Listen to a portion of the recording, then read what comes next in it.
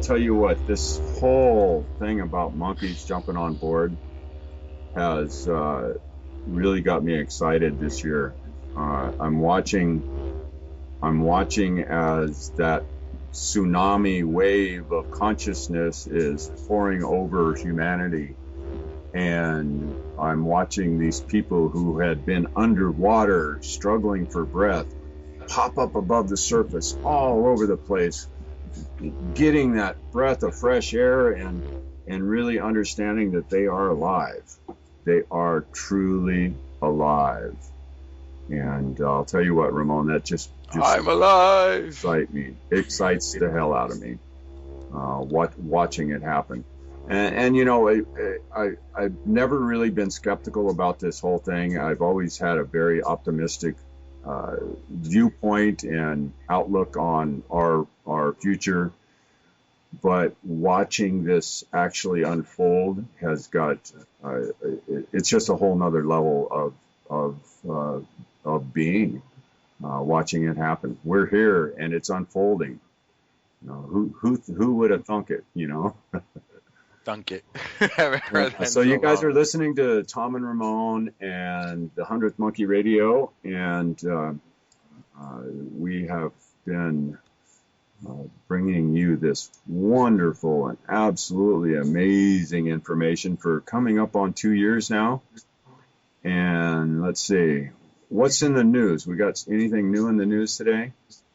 Let me see. I don't think I have had a chance to update it, but there was something brief. There might be old news. Well, there was something that happened last night here in the United States that I will actually touch on a little bit with our guest tonight. There was and my heart and prayers go out to all the quote unquote victims of this.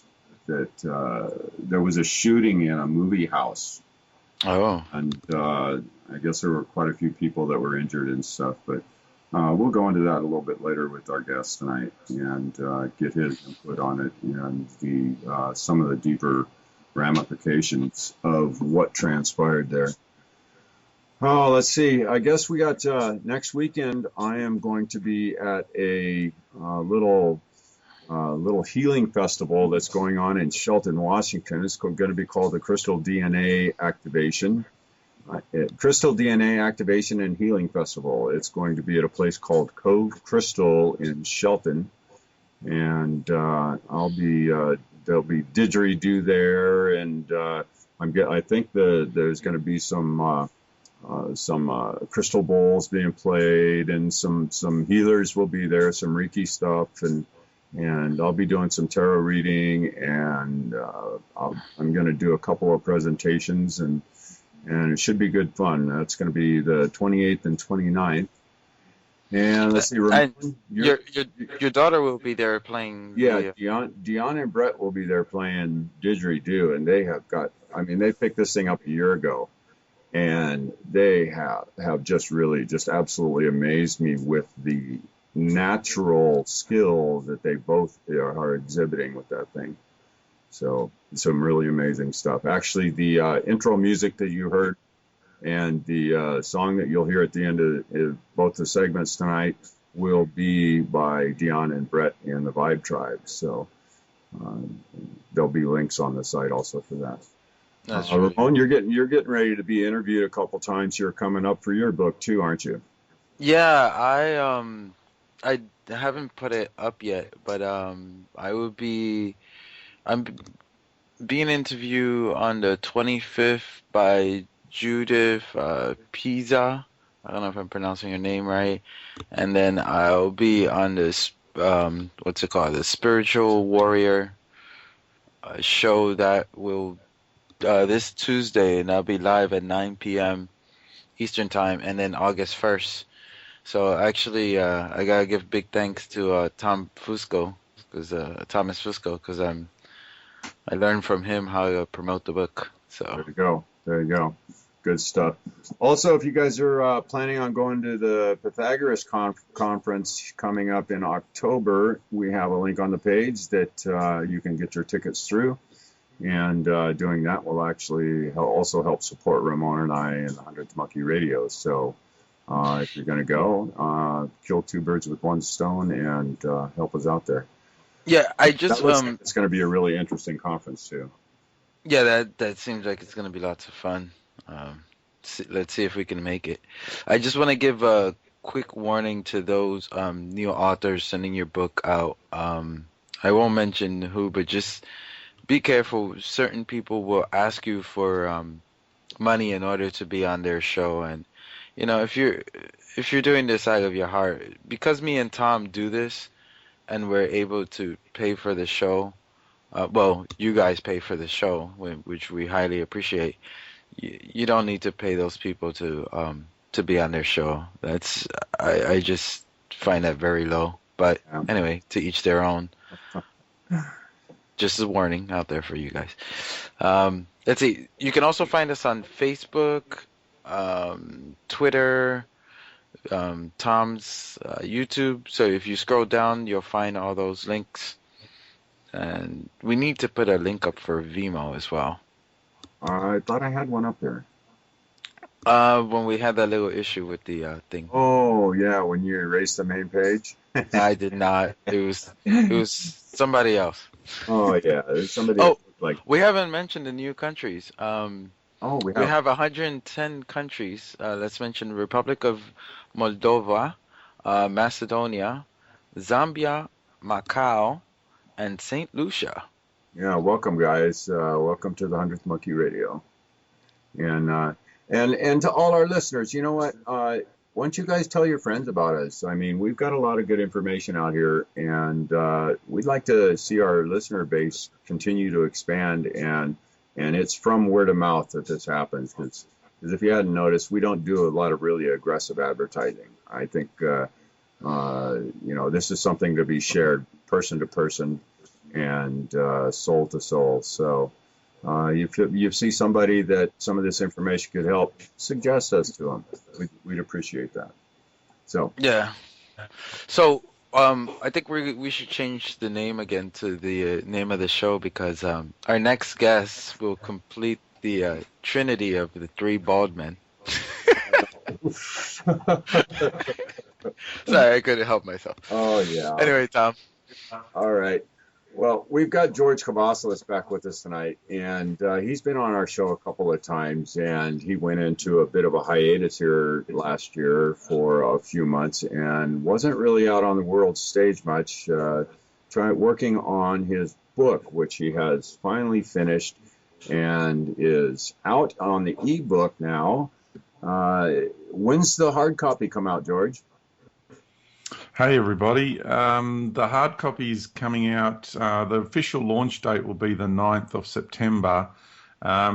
We are taking some pre-sale orders there, which should be starting to be distributed from Australia, hence the increase in shipping costs, unfortunately, but that's the way it is for the time being till we get other things sorted.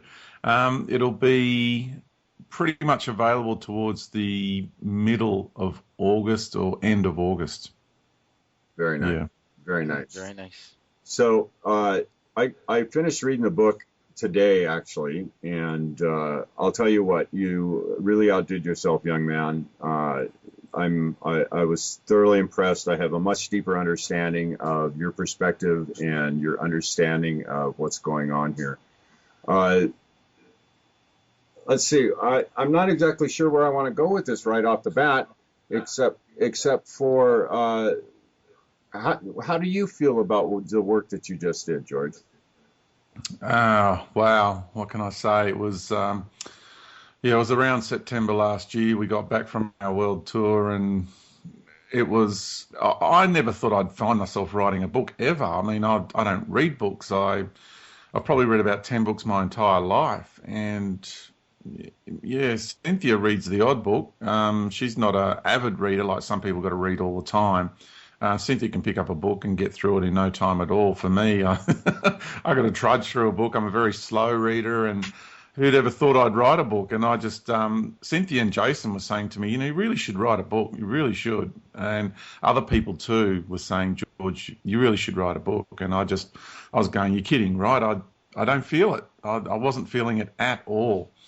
And then after we got back from the world tour, we had about a week's break, and it just started coming up from within me. It just started rising from within. This urge, it's time for you to write a book. And I was saying, you're kidding, right? So I was saying to my spirit, you're kidding, right? And yeah, it was incredible, and a very cathartic process, because at the beginning I honestly thought I was just going to write about what I had been talking about and sharing, and yeah, I thought it'd be like a little 80-page booklet and nothing much more than that. And when I sat down and started writing, it just took me for this journey. It took us for a journey, because Cynthia, my co-author, it was a joint effort, and the love and support that I got from Cynthia was absolutely amazing through the whole process. And it really is a book that we both put our heart and soul into, and we did go into hibernation. We pulled back and went underground, so to speak, for a good 9 months. And it's interesting because it was actually 9 months from the day we started to the day we finished. So there's a bit of a correlation there with the human gestation period. I thought that was fascinating. That is pretty cool. Let me tell you, from the point of writing a book, that is just absolute amazing that you wrote in 9 months. Because most people for their first book, not everybody, but most people for their first book just take years and years. But that's just amazing. Oh, and you're talking from experience there. I'd also like to let everybody know that also we have with us tonight my significant other and George's significant other. We have Elizabeth and Cynthia also joining us. Hi, Cynthia. Hi, guys. Thank you for asking me on. Yay! George back to giggling. Yes. Hi, Elizabeth.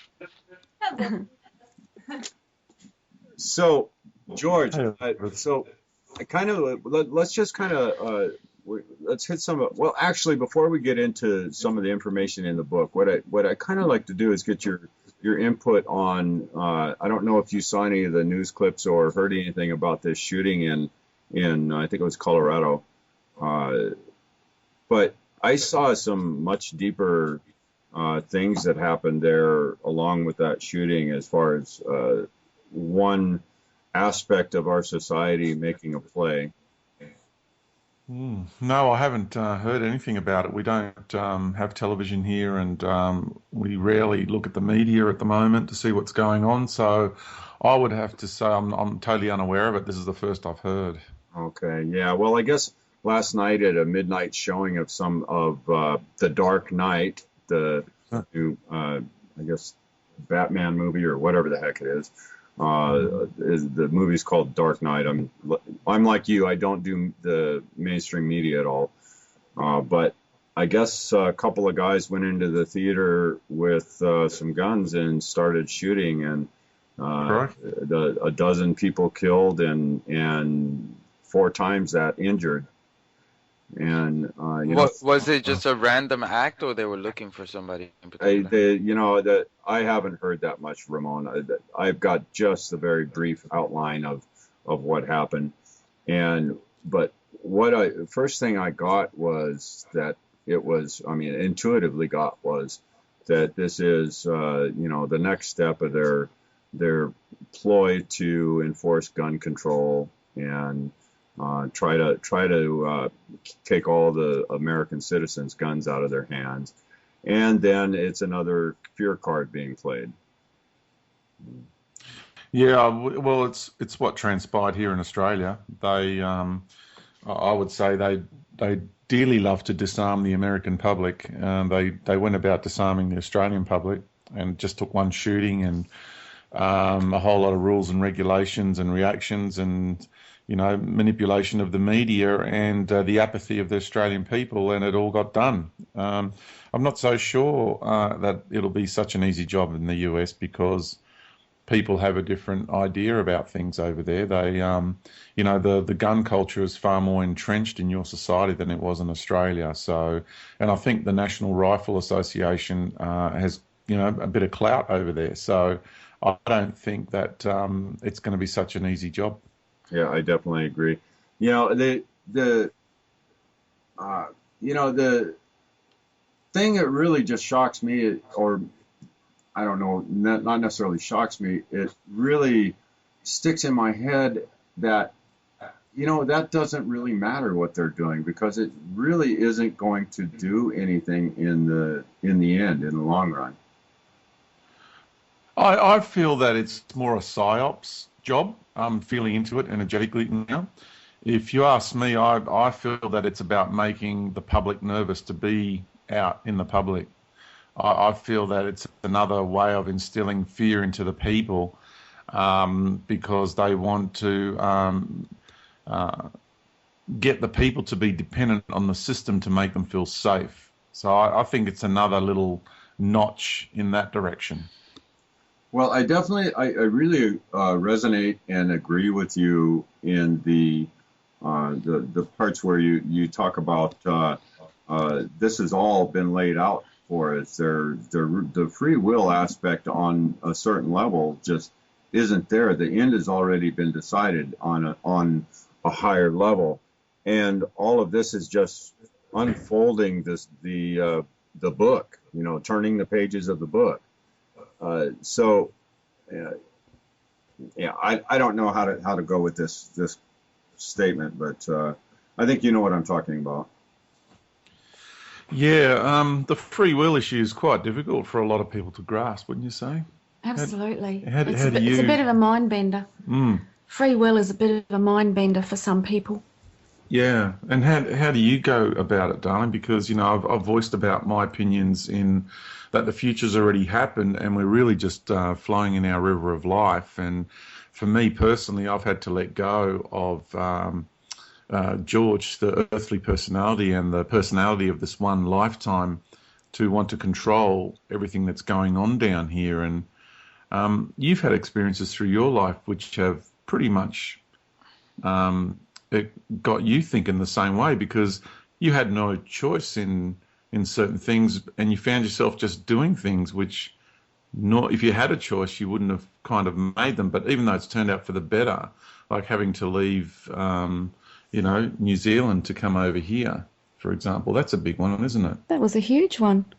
Yeah, I just found with the free will thing that I wasn't consciously focusing on and delving into and thinking about free will. What I came to realize with free will is that it's already written. So, and at the time I came to understand that, I still didn't realize that it came from a greater aspect of me.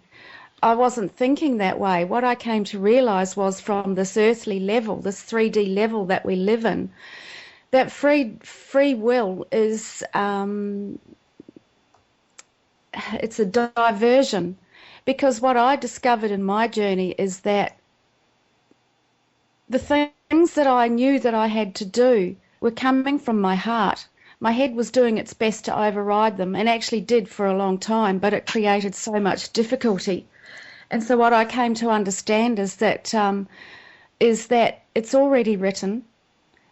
Where it comes from, I didn't know at the time, but it was just an understanding that my heart already had, and my head had to come to terms with it. And I'm not quite sure how we apply that to our collective journey, as with all our souls having this journey together. George talks more about that from the fifth dimension. I haven't felt that far into it for myself, but he certainly understands it from that level. So those beings that participated in that level of organising this shooting, there's got to be a much deeper reason there that we're just not seeing. Well, I'm not seeing it at the moment, because that type of tragedy is just so unbelievable and unthinkable to me. So, I'll let George take it over from there. Oh, well, it comes down to when I got abducted and I was being tortured. When you find yourself in those situations, it's kind of like you really start going on an internal journey that takes you into places that you never thought existed within yourself. And the reasoning, it's all about reason. I came to realize that everything in this universe has purpose and intention, and including all my experiences. So I created this life I'm having, so why would I want to be tortured? It makes, on one level, it makes no sense. Why would anyone want pain and suffering? On one level, it makes no sense, but on other levels, it makes perfect sense. And, you know, we need to have a broader perspective on life. We need to have a greater depth of wisdom to understand why scenarios are occurring, why people would want to suffer, why these sorts of incidences would occur. And you know, for something like the shooting, it's serving a purpose. These people who were killed wanted that experience, as crazy as it sounds. Those people that are in hospitals suffering and pain, they wanted it, and it doesn't devalue. And this is the most important aspect to this understanding is, I'm not devaluing what's happening to them for one moment. If anything, it enhances the value of their experience. But what it does do, it helps people to understand that, you know, it stops us from reacting down here on this level. It helps us to approach things from a much, I would say, a detached perspective, rather than getting caught up in the drama of it. And also we get to behave in a way of what I call respondability. So we're responding with ability instead of just purely reacting. And therefore, the circumstances around you and what's happening on the planet, because really that's just a microcosm of the macrocosm. This shooting is really just such a it's a very, very good small example of what's happening on a global scale, because the whole of humanity relative to our higher aspects is being tortured. Like what we're being put through is torture.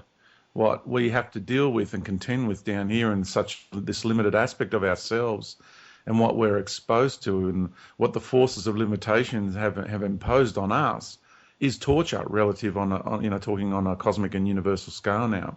So we're being heinously tortured, and you've got to ask why. But you chose to come in here and experience that. So now taking it back to the micro level with the shooting, people who are involved in that wanted to experience that in their life, and the people who wielded those guns are role playing. It's like, and it sounds sick and twisted, I know. The egoic mind really struggles with this concept.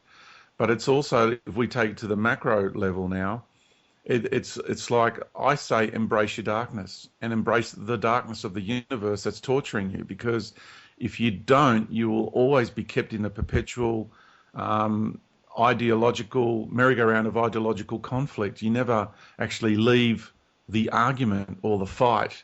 And in order for us to overcome these sorts of experiences, they happen so we can learn the wisdom from them. And this is all about really assessing the situation and learning the wisdom from these experiences, because they keep happening because the wisdom's not learned. Once the wisdom is learnt from an experience, they stop happening. So my tortures have now backed off because I learnt the wisdom from them. I don't need to go through them anymore. It's done.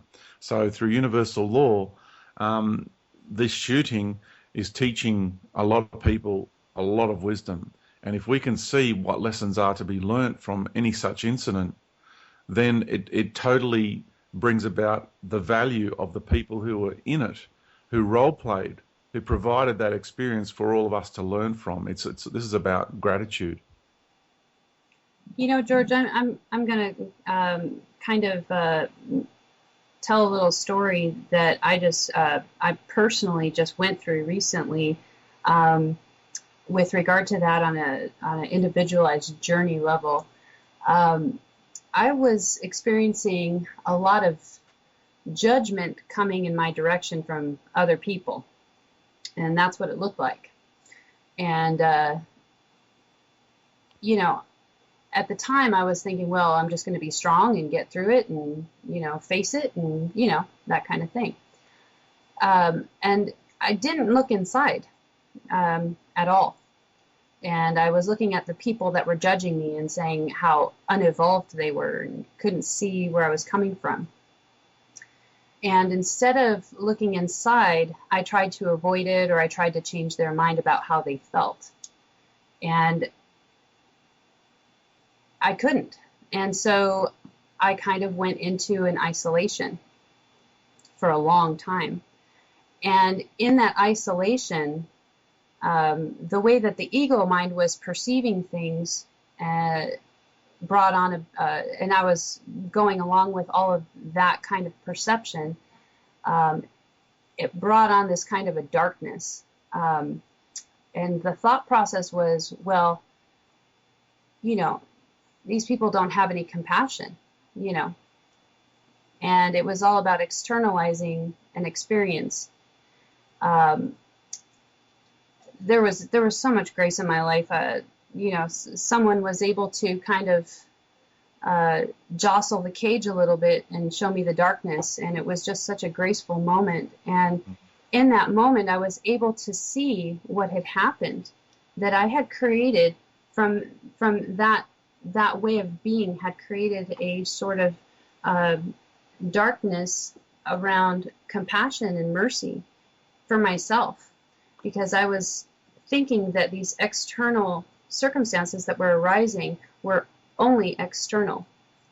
And in my experience, that's what it looked like.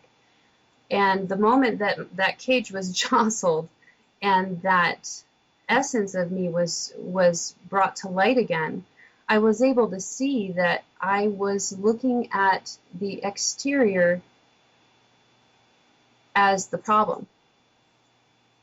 And what ended up happening is, the second that I brought it back inside and looked inside, I realized that I didn't have any compassion or any mercy for myself. And that I created that darkness around me because of that.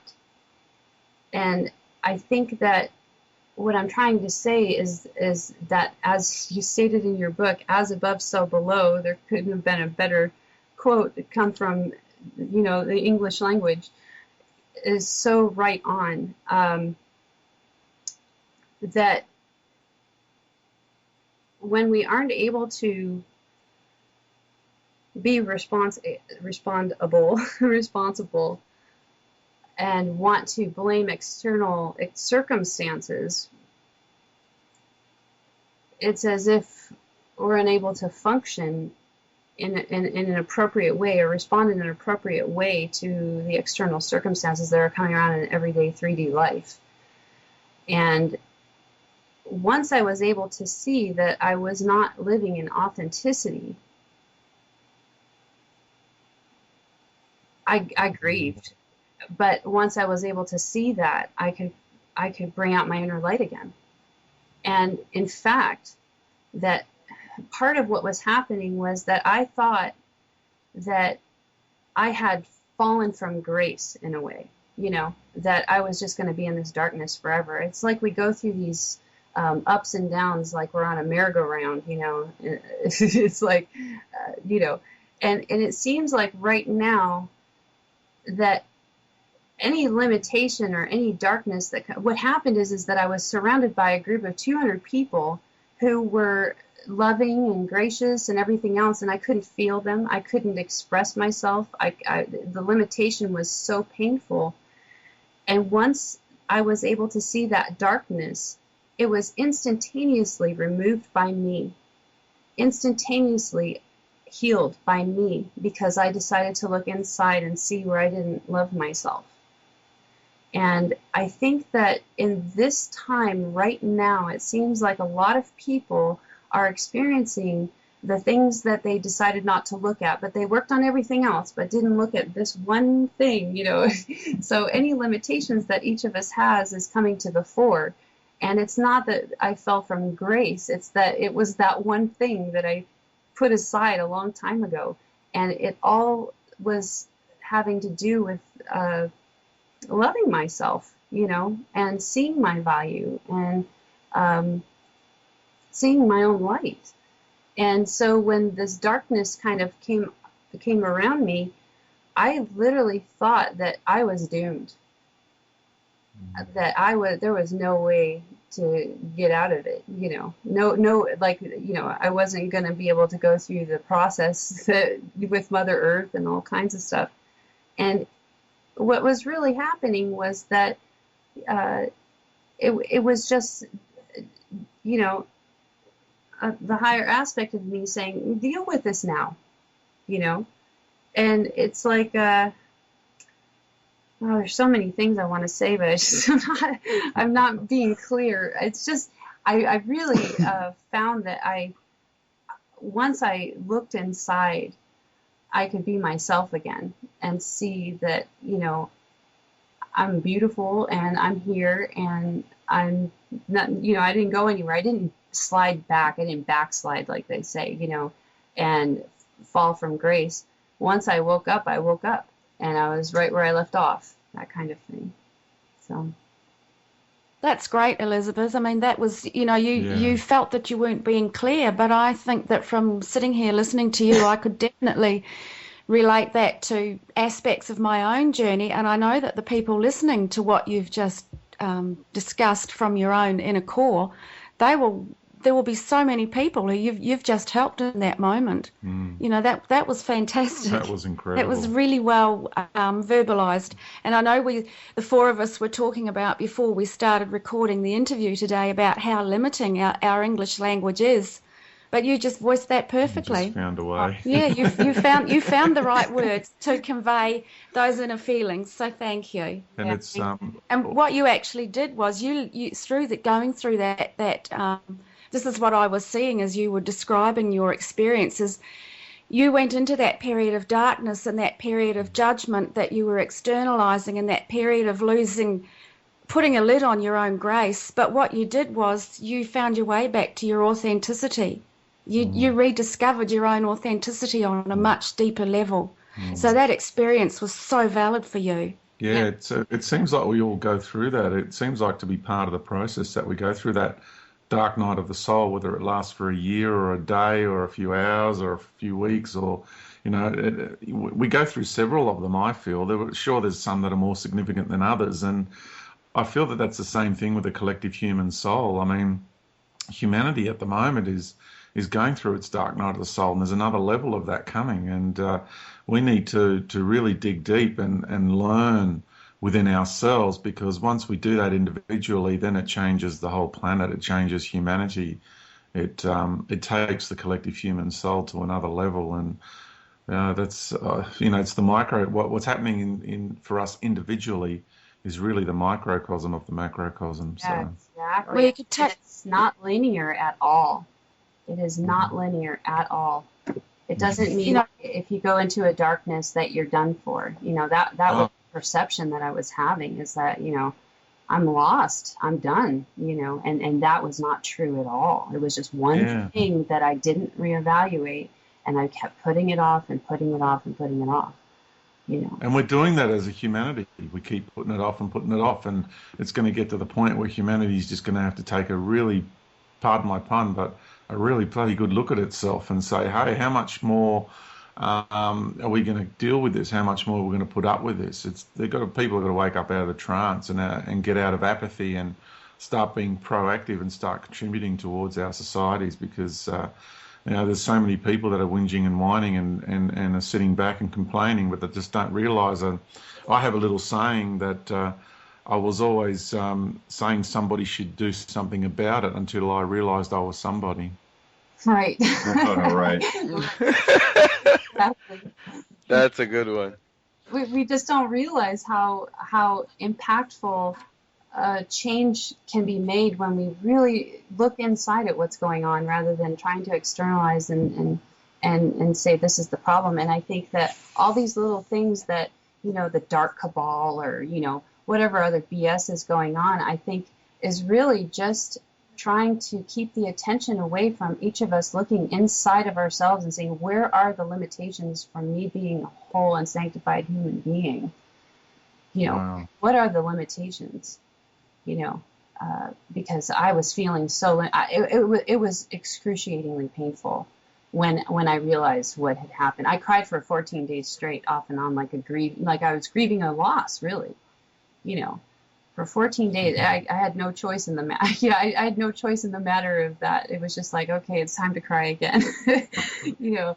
But once that grieving was over, it just, you know, all of a sudden, here I am, you know. All is not lost, and to focus on anything outside of yourself right now is a waste of time, because there's a lot to focus on outside of ourselves. And have you seen the sun's activity? My goodness. That's about all I focus on these days. But either way, yeah, there's a lot going on, and there's a lot to point the finger at, and it just doesn't, you know, you can get lost in a whole spiral of a downward spiral with all that stuff. The bottom line is, if you're in agony, look inside, please. Well, George has that saying, that it's not George's saying, it's, you know, as above, so below, but we could also take that a level further and say, as within, so without. So, so it's just it's on every level, there's a reflection. Yes. It's just a matter of whether we actually recognise it and whether we choose to act on it, and what are we going to do about it, how are we going to deal with it. How are we going to change our perspective of this and integrate it within our being? And a lot of us are doing that. But facing that dark is so hard. It hurts. It's so hard facing really that dark. And that's why so many people don't want to do it. But I understand why I descended into that darkness. I really understand why I did that. I mean, I went through a little mini life review, you know, and it's like, of course you feel that way. You know, every time you open your mouth, you get beat up, you know, and told that it's a more logical way, you know, there's a more logical way to think things through and all this. And, you know, I'm just not a logical, detail-oriented person, you know. So when I speak, it's from a feeling-oriented place, and it just is so not valued, you know. So I totally have compassion for myself. That's where the true authenticity is. Yes. That's where our own true authenticity is. Yes, that is correct. Yeah. Authenticity, integrity, those things are two of the most important, I mean, supremely important on the spiritual path. If you can't be true to yourself, you'll never be true to others. Exactly, yeah. This whole conversation kind of segues excellent into a section in your book that's probably the most controversial in your book, at least in the woo-woo world, the supreme cosmic deception. I actually, after reading that part of the book, before the show I talked to you about. Through reading this book, I have a much deeper understanding of your perspective and how you see things. And this section of the book is what did it for me. So I kind of like to go through a couple of these things in this section. Cracking the code that enslaves humanity.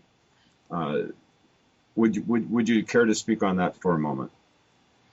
Yeah, that was a big one, because I had this conflict going on where, and it is exactly what Elizabeth was saying, I had these feelings within me, and the way I felt about things, I would say doctrines and spiritual teachings, and, you know, for a lot of people who go on this, the path of the truth seeker and the spiritual path that we're on, because the two are one and the same thing, really.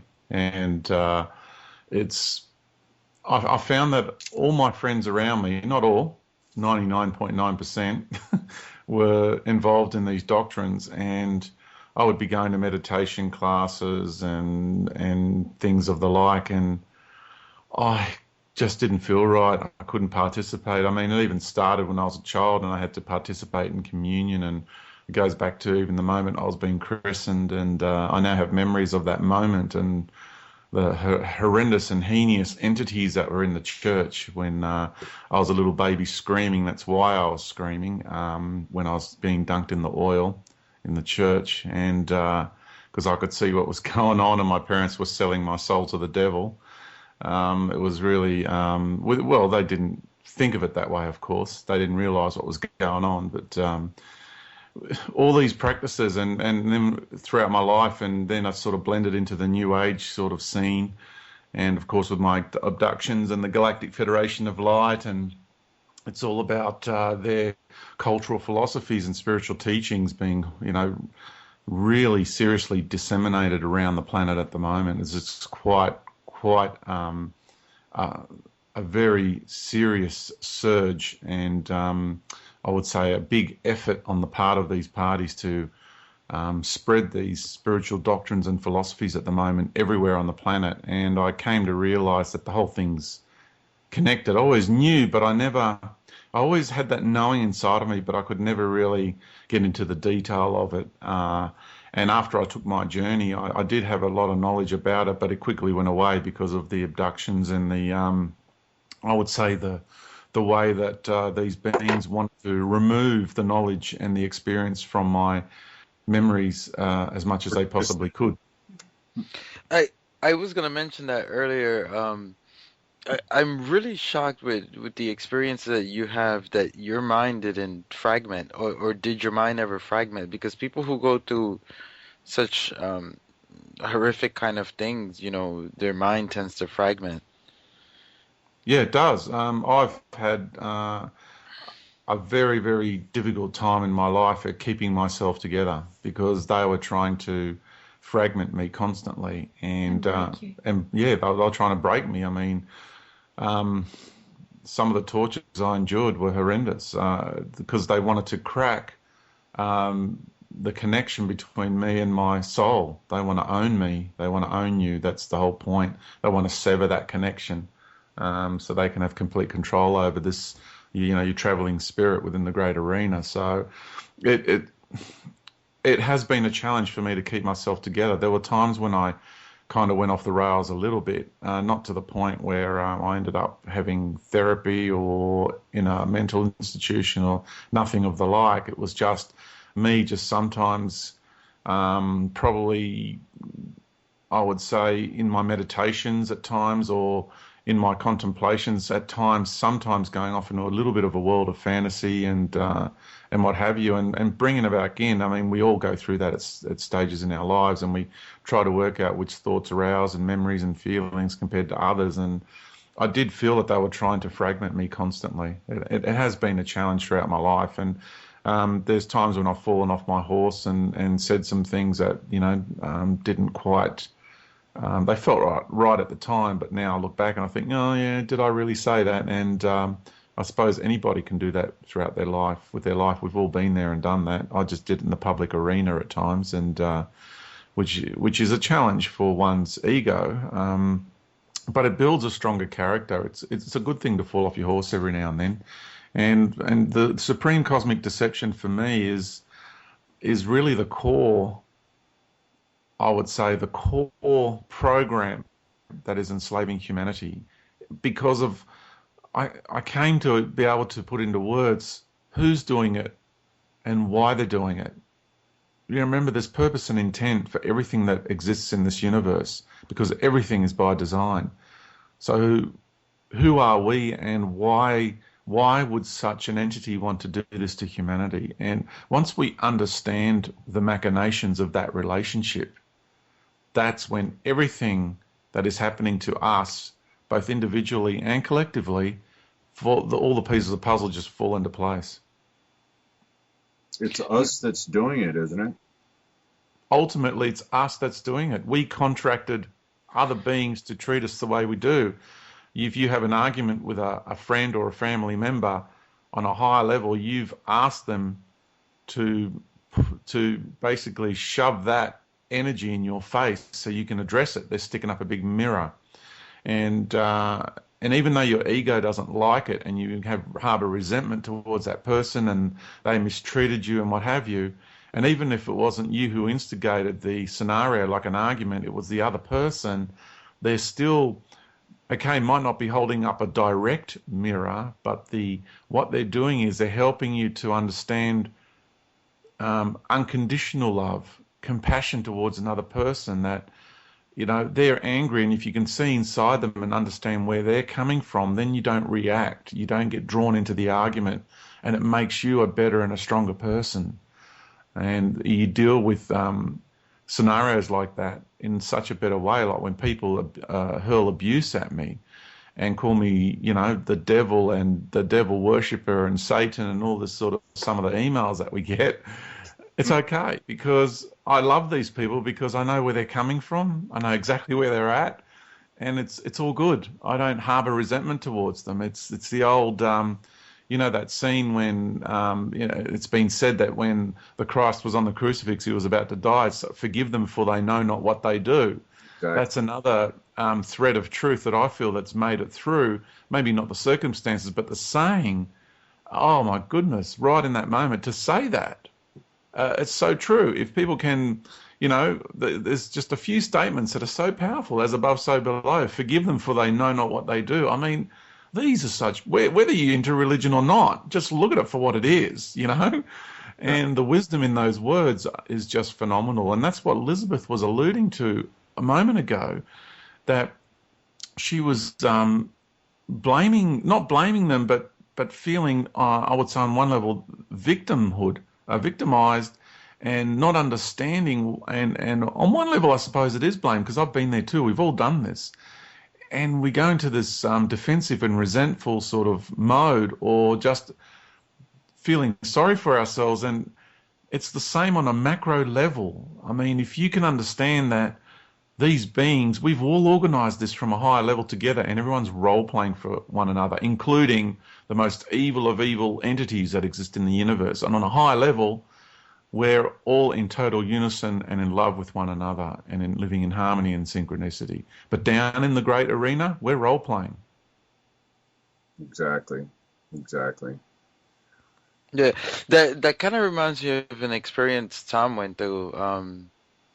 Do you want to well, let me explain which you're talking about. You know, you gotta learn how to read me telepathically, Tom. I'm getting tired of it. No, the experience you had where there were 3 or 4 beings that were proposing something to you, and you woke up and you're like, I'm just gonna say it, and you were like, no fucking way. Oh. Yeah. Do you remember now? Yeah, vaguely. That was a while ago. I was in a meditation, and I was surrounded by, and I couldn't tell how many there were, but I knew there were 3 for sure, and I sensed a couple more. And I can't even remember what it was they were suggesting I was to do. But they were very emphatic about me doing something, and rationalized it to me, and showed me the reward and all this stuff, and it just felt wrong. I was like, no fucking way, and I got the hell out of there. But that was just standing up for what I felt inside, because this was external input that was suggesting something to me that I internally felt was wrong. And that was a moment where I knew what was coming from inside was the right thing to do, no matter how attractive what was on the outside looked. And I stood up for myself and said no. Wow. That's so powerful, Tom, because, you know, these entities are able to come in any guise. They have the ability to present themselves with any guise. So we really have to stop externalizing and go from within our heart. And absolutely, yeah, it's really, really. That was your true authenticity and your integrity taking over, and keeping you in the moment, keeping you within yourself. Right. You know, going inside and trusting in yourself is so important right now. Here's another example that actually happened today, and this is something that really calls for discernment for everybody. And I will point out a area that a lot of people are maybe don't use a lot of discernment in. Online, I was actually listening to another radio program the other day, and they had a link within that program for free online tarot readings. And me being the tarot reader that I am, I just for the hell of it, I clicked on the button and went there, and I asked them a question that I had asked myself through my own readings several times throughout my life, and I've gone inside through meditation and stuff and asked the same question, and I consistently get the same answers. And I asked the question of this online tarot reading, and it was just the complete opposite. It was like, hell no, it's disaster is down this path type reading is what I got from it. And I just went, oh, you got to be kidding me.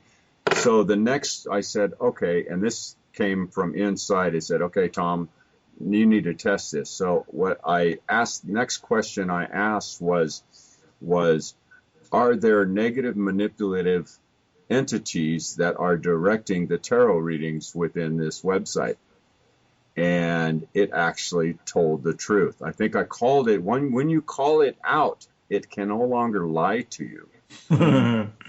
And the reading came back as, yes, there are manipulative entities that are directing this website. So I would just... This is an automatic terror? Yeah. Kind of? Yes. Oh, wow. So I would suggest use your discernment, especially if you're not communicating with a person. These things, it's so simple for an entity to manipulate a computer, to manipulate, especially supposedly random or like a tarot reading type thing. So easy for an entity to reach in there and manipulate something. And if you put faith into those tarot readings, which I know a lot of people do, then you could be guided down a pretty ugly path. So use your discernment, people. Yeah. Wow. That's a ripper. That is such a... That you actually asked it and it was honest. That's George. I don't know if you've experienced this yourself also, but I know every time I have called out an entity in any of the experiences that I've had, if you're able to name it by any form or fashion, it has to tell you the truth. That's part of the law. Yeah, we have experienced that. It's when you expose it that it comes clean. Sometimes I try to get away with things, but more often than not, because I think it just depends on the level of the consciousness you're dealing with. There's beings out there that are manipulative, but they manipulate with integrity. If you can Right. Imagine what I'm saying. Wow, that's a new one. George, you might have to come. They're really good at words. It's called word art. You might have to. They're really evil. It's like dark. The real dark, true darkness of the universe is functions with integrity, because it's Then there's these other beings that are all these wannabes, and they have no integrity, and they're the ones that just act really awful entities that just have no respect at all for nothing, and it's a different kind of energy. At least there's the darkness that actually works in conjunction on one level. I mean, even the ones that aren't working seemingly in conjunction with the unfoldment of the universe ultimately are, of course. But what I'm trying to say is when you look at the realm of darkness within the great arena, there are beings that function from integrity and beings that don't, and it's the ones that don't that you want to be really careful of. The ones that do, when you call them out, like Tom said, it's like two warriors on a generals on a battlefield. Do you know what I mean? There is that. It's unwritten, but it's a code of contact, and this respect they have for one another. Yeah. George, do you think that any of those beings are ever going to decide to enter into the great arena of the third dimensional reality to get the lessons that we've gotten, or is that just too challenging? No, there's, well, we've all done it. I've been in every level, in every domain. So I've been the most evil and putrid thing that's ever existed. And I've been the most beautiful and loving and nurturing and caring thing that's ever existed. And, we've been there and we've done it all as far as my understanding of who we all are and where we're at with our journeys. To be here on this planet at this time, we're bringing it all back into balance. So we've been it all. We've seen it all. We've done it all. On the other end of that, do you think that maybe it's a possibility that they have been in the third dimensional reality and actually went into the second dimension from there and then down into the first, and maybe do somewhere have an understanding for where we're at and their role in it, that they're presenting a challenge, or do you think? Yeah, there are beings in the first and second dimensions that function with integrity. Absolutely there are. And then there are those that don't. Yeah. So you think, I certainly sense this myself, that many of these beings that we are perceiving as being the evil, dark entities are fully aware of the part that they are playing in our growth. Yeah, every single being is playing an enormous role in your growth, and that's having gratitude for all your experiences and as uncomfortable and as awful and challenging as some of these experiences are, like being tortured, for example. It's not fun. But I was able to. Sorry, Tom, hang on. I was able to lie there and look at them and say, no matter what you do to me, I will always love you. That was the turning point in my life, in this lifetime. It got to that point. After that moment in time, that's when they all just faded away. Right. The point I was trying to get at there was, the question was, do you think that many of them have the awareness, the conscious awareness of the part that they are playing, and as being, okay, I'm a being, I'm a good guy, okay, but okay, it's my turn to play the bad guy. So I'm going to go in and be the best bad guy that I can. And all the time that I'm being the bad guy, I know that I'm a good guy. You follow what I'm saying here? Well, it's kind of like here on the earth, when we incarnate, we kind of lose connection with who and what we originally are. So a lot of these domains are the same setup. And so when one enters a realm into the second dimension, for example, or right down at the bottom of the universe in the first dimension, you're functioning from very limited awareness, especially in the first, because you're so far removed. It's the furthest you can get. So it's the furthest from separated you can be, the illusion of being separated from your soul. So it's, you're doing what you need to do in that reality to survive, and to whether you're more than likely functioning from under a hierarchy within a hierarchical structure. And so the way you're functioning in those domains is you truly believe what you're doing is the right thing to do. And a lot of the time it's survival. You've got to feed off another being's energy because that's your food source, and you need to do that to survive. You think that same scenario applies up into the higher dimensions? Only up until, I would say, up until the top of the fourth. It's all within the great arena. Anything beyond that great void, you're fully aware of everything. Like you can be the whole universe all at the same time. It's a different. The higher self is a very different state of being. Right. I'm glad you asked that question, Tom, because that leads into my next question. Do you think that Jehovah and Lucifer are one and the same? That's a very tricky question, because there's been a twist on a twist on a twist on a twist in the way information has been presented to humanity.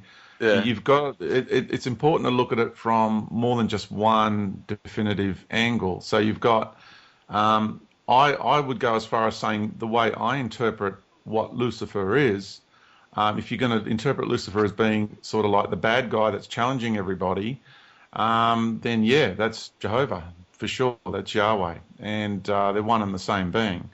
And I've written in the book that the God has created the image of the devil, not God, the universal creator, but God with a small g, the God of religions, has created the image of the devil because it is a reflection of its own self. You know, it needs to create the bad guy, the boogeyman, so everyone can be funneled into his love and light domains.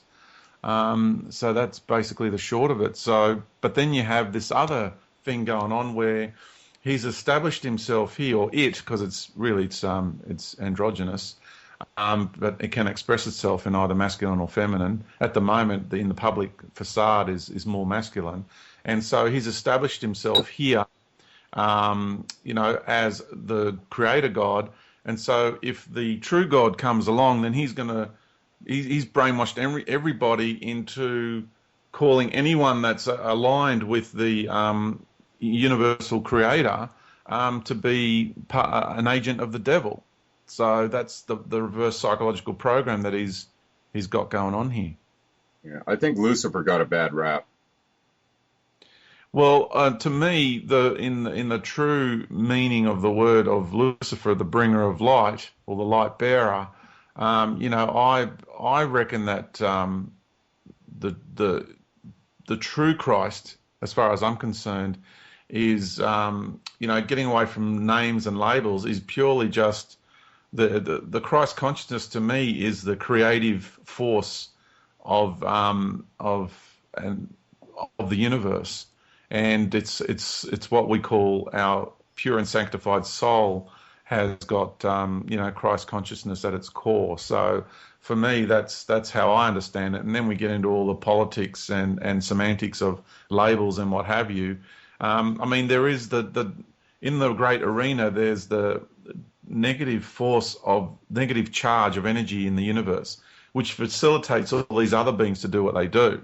So because it's this universe is dualistic in nature, the top half is what you would call a more pleasant, harmonious way of existence, and the bottom part of it is the more unharmonious way, what I call the great arena. And the entities like Jehovah and what have you, they all reside at the top of the unharmonious section, what I call the great arena. So above that, we're all good friends, but down here in the great arena, this entity is playing a fantastic role. It really is, and it's come here and brainwashed everybody into, not everybody, not us, but most people, into believing his doctrines. And whether you're into an Eastern philosophy, which is what the supreme cosmic deception is about, or whether you're into Christianity, you got to realize that the Kundalini and the Holy Ghost are one and the same thing.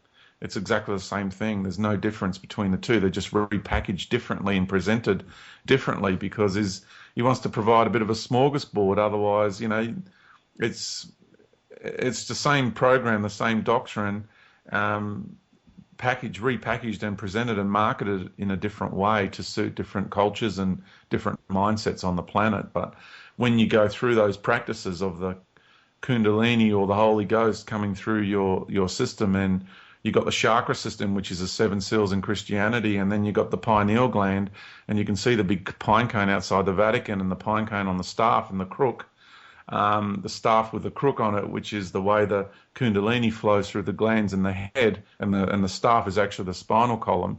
It's all the same thing, and it all.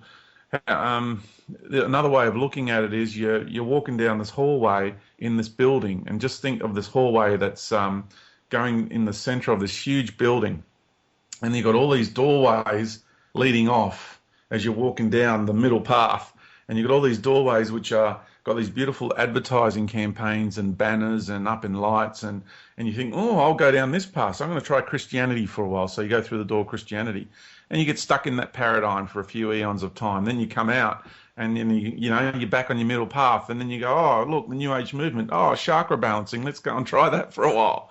And but the point I'm trying to make here, you've got all these different doctrines and programs as you're walking down. But when you walk the middle path, there's that doorway at the end of the hallway, and all these other doorways want to lure you into their domain, so you don't end up walking straight down the middle path of balance. And and going through that door at the end of the hallway and getting out of the building, which is the synthetic universe. You get out of that building altogether and you look back and see it for what it is.